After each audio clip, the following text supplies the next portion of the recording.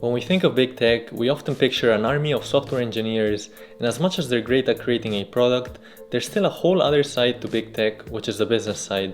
Think of the salespeople, the financial analysts, the marketers, and so on.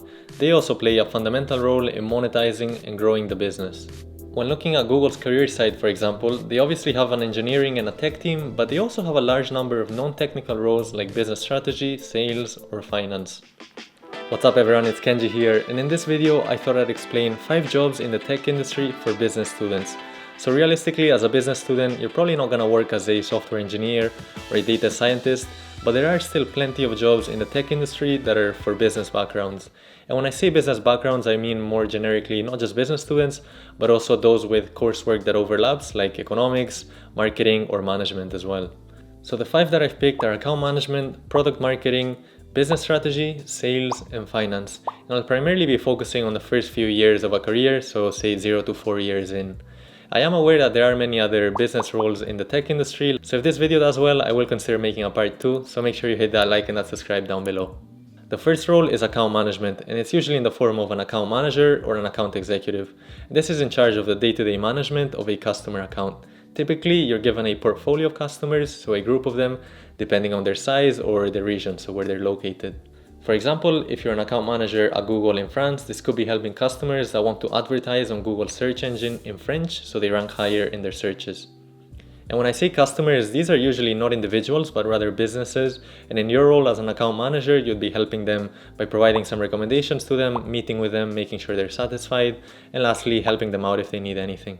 It's quite a generalist role where, depending on the customer's needs, some of the tasks you might be doing range from explaining a product, pitching a new feature, or acting as customer service when a problem arises. So depending on the situation, you could be a salesperson, you could be a tech specialist, or even just customer support. Now, if you do enjoy interacting with people and learning while on the job, this could be the right kind of role for you. As for the skills for this kind of a role, communication is probably most important, as you spend most of your day talking with customers via email or actually meeting with them, alongside negotiation and being organized, as you often have multiple things going on at the same time. Next up is product marketing, and for some reason when people think of marketing, they think of those that maybe are not so good with numbers, but they still like business, so they settle for marketing. But that's not necessarily the case, especially in big tech companies. As a marketer, you will have a lot of analytical work and statistics and other things like that. In short, product marketing is about bringing the product to the market and creating demand for it. That usually includes being the voice of the product, so having a good storyline, making sure that both sales and customers understand what the product is all about, and lastly, driving demand for it. The tasks for this kind of a role include conducting market research, so really getting to know what the customer wants as well as what the competition is currently offering, crafting a product message, so really putting into words what the product actually does and what kind of problems it can solve, and lastly, monitoring the success of a marketing campaign through KPIs like what could be conversion rates, customer satisfaction, or views. Regarding the skills for this kind of a role, collaboration is one of the key ones, as you're constantly talking with the sales, the engineering, and the product teams. And it can also help to have a management consulting background where you can understand a problem, identify it, and try to find solutions.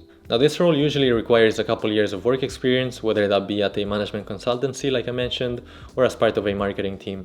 That said, there are big tech companies out there that do hire product marketers fresh out of college, so just after graduation. The next role is business strategy, and as you can tell, business strategy sounds quite vague, and the reason for that is that it's more of an internal consultant type of role where you get a bit of a generalist view, and from there you give recommendations to specific teams like the marketing team or the finance team, for instance. Now, among the big positives of this kind of a role is that you gain exposure to a ton of different teams, so you get to see different areas of the company. At the same time, you get to interact with the senior leadership, and lastly, you can have a big impact on the company if you do things right. That said, among the negatives here is that you don't actually execute it yourself, instead you just recommend, meaning that you're not really a specialist in anything. So if you feel like you're not really sure what you want to do, but you like business and you like tech, this could be the right type of role for you, in that it's quite interesting and at the same time it doesn't close any doors. Among the tasks that you can expect to be doing are thinking of monetization strategies for a particular product, analyzing a potential expansion into a new market, like say a new geography, and presenting insights to senior management team. When it comes to the skills for this kind of a role, presentations will probably be your best friend, as you're primarily just recommending things, alongside analysis to back your findings with data, and strategy to pick the right path for the company. Next up, there's sales, and that's usually in the form of a sales representative. Now, for some reason, when people think of sales, they think of somebody that's just knocking door to door trying to sell you a defective product. Hello, would you be interested in buying a brand new vacuum cleaner? Leave! I don't want to buy anything! Leave! But that's obviously not the case. In fact, sales is hugely important to any business.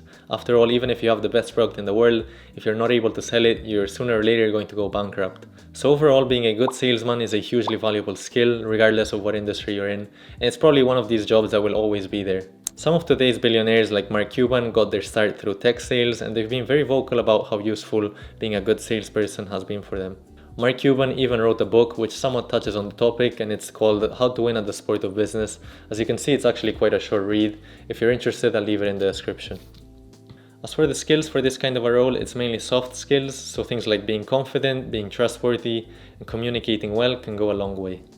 The last one is finance, and there's actually a wide range of roles in finance, from accounting to compliance to just financial analysis. But the one we'll be looking at is a financial analyst, which is usually part of the financial planning and analysis group. They're usually responsible for things like analyzing financial statements, trying to predict the future performance of the company, and making sure the budgets are all aligned.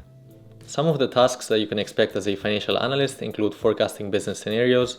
So what would happen to our financials if we had another lockdown? What about if we merged with another company? How about if in the election this person won or that person won? Other tasks include tracking performance metrics, so how close were we to hitting our revenue targets, for instance? And another common one is allocating the budgets. So how much of the total budget should you allocate to the marketing team? What about to the recruitment team? And really trying to maximize their output given a set of resources, which is just their budget.